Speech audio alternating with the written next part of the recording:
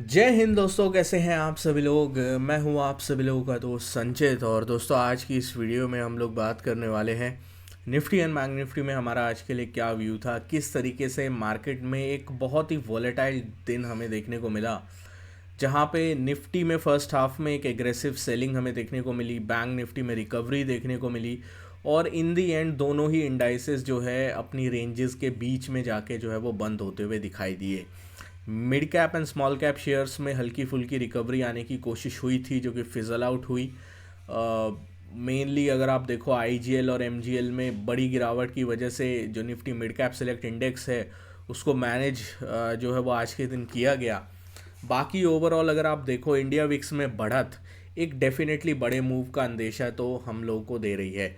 तो किस तरीके से हम लोग आगे का जो है प्लान कर सकते हैं, क्या पूरी सिचुएशन बन रही है, यूएस में कुछ इंटरेस्टिंग डेवलपमेंट जो चल रही हैं, वो सारी चीज़ें इस वीडियो में डिस्कस करने वाले हैं।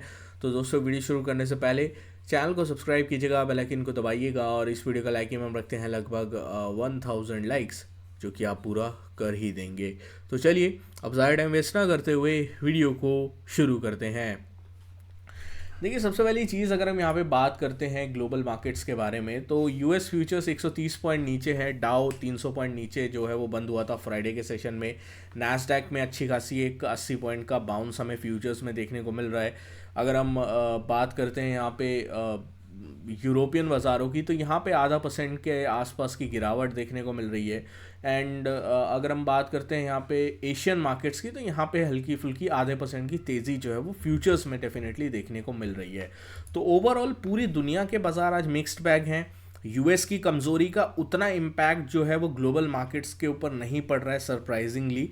बट एक फैक्टर जिसके ऊपर आई थिंक सबकी सबकी नज़र है, पहला डॉलर इंडेक्स, दूसरा यूएस की बॉन्ड यील्ड्स। ठीक है, इन दोनों की वजह से नैस्डैक में बड़ी गिरावट आई, हमारा जो आईटी सेक्टर है उसमें बड़ी गिरावट जो है हम लोगों को देखने को मिली।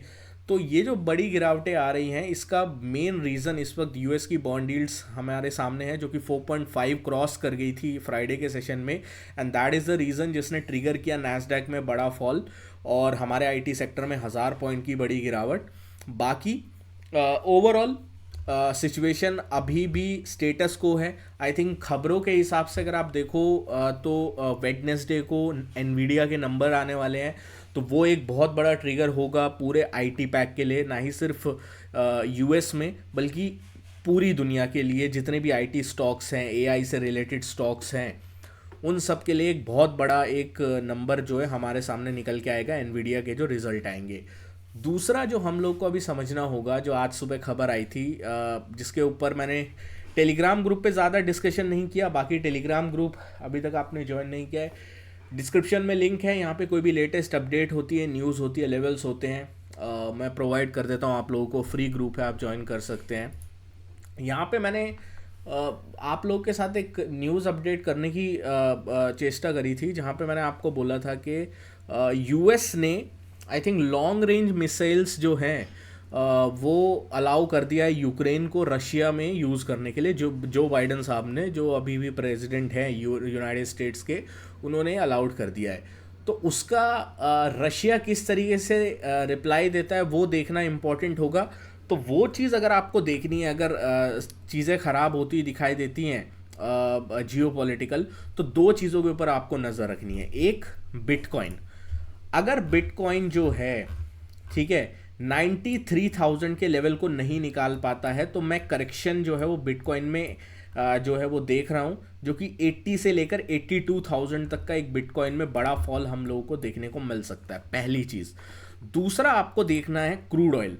अगर क्रूड ऑयल 72 73 के ऊपर, जो यूके ऑयल है ब्रेंट क्रूड, वो निकलता है, तो हम लोगों को एक 75 तक का अपमूव देखने को मिलेगा। वो एक दूसरा साइन होगा, दूसरा सिनेरियो होगा ग्लोबल जियोपॉलिटिकल टेंशन बढ़ने का। बट जब तक ये दोनों चीज़ें नहीं हो रही हैं, सब कुछ इन द कंट्रोल है, सिर्फ खबरें हैं, ज़्यादा उनका इम्पैक्ट होगा नहीं। अब अपने को क्या करना है, ठीक है, चार्ट्स के ऊपर आते हैं। सबसे पहले देखिए, मार्केट जो है वो क्या कर रहा है। ये 15 मिनट का टाइम फ्रेम है। ये EMAs हमारे सामने है, जहाँ पे मैंने एक 20 EMA और 50 EMA का मेनली यहाँ पे फोकस मैं आप लोग के सामने लाना चाहूँगा। अभी बाजार में इतनी वीकनेस है कि 15 मिनट टाइम फ्रेम पे बाजार 50 EMA को ही क्रॉस नहीं कर पा रहा है। 200 EMA तो बहुत ज़्यादा ऊपर है, लगभग 23,800 850 तक है, बट अभी के लिए बाजार जो है वो 23,500 जो कि 550 का लेवल है, इसके ऊपर ही नहीं निकल पा रहा है। दूसरी चीज़, लोअर लेवल्स पे बाजार जो है वो नहीं टिक पा रहा है, मतलब लोअर लेवल्स पे बाजार में जो है वो सपोर्ट आ रहा है ड्यू टू बैंक्स, क्योंकि बैंक्स जो हैं, हमने जो कल रेंज आप लोग के साथ जो है वो डिस्कस करी थी फ्राइडे के सेशन में कि 49,900 जब तक नहीं निकलता बैंक्स नीचे नहीं गिरेंगे, 50,550 जब तक नहीं ऊपर की साइड निकलता बैंक्स ऊपर नहीं चलेंगे। तो रेंज बाउंड बैंक निफ्टी है। तो इस चीज़ का आपको अब फोकस करके चलना है कि अगर आपको ट्रेंड लेना है, मतलब बाजार में आपको डायरेक्शन खेलनी है, डायरेक्शन की तरफ जाना है जिसकी प्रोबेबिलिटी ज़्यादा है, क्योंकि इंडिया विक्स बढ़ रहा है, इसका मतलब डायरेक्शन के साथ बाजार में एक ट्रेंड हमें देखने को मिलेगा। तो उसके लिए आपको क्या करना होगा, बैंक निफ्टी या तो 49,900 950 का लेवल ब्रेक डाउन करे, ठीक है, या फिर 50,550 का लेवल ब्रेकआउट करे।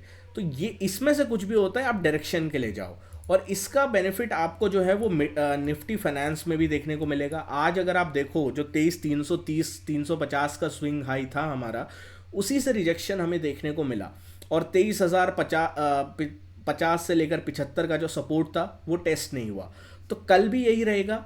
आई थिंक निफ्टी फाइनेंस की लास्ट एक्सपायरी है, लास्ट वीकली एक्सपायरी है, तो इसका इम्पैक्ट देखते हैं क्या होता है। बट अगर 23,300 350 के लेवल को ऊपर की साइड ब्रेकआउट होता है निफ्टी फाइनेंस में, बड़ा अपसाइड का मोमेंटम हम लोगों को देखने को मिल सकता है, ठीक है।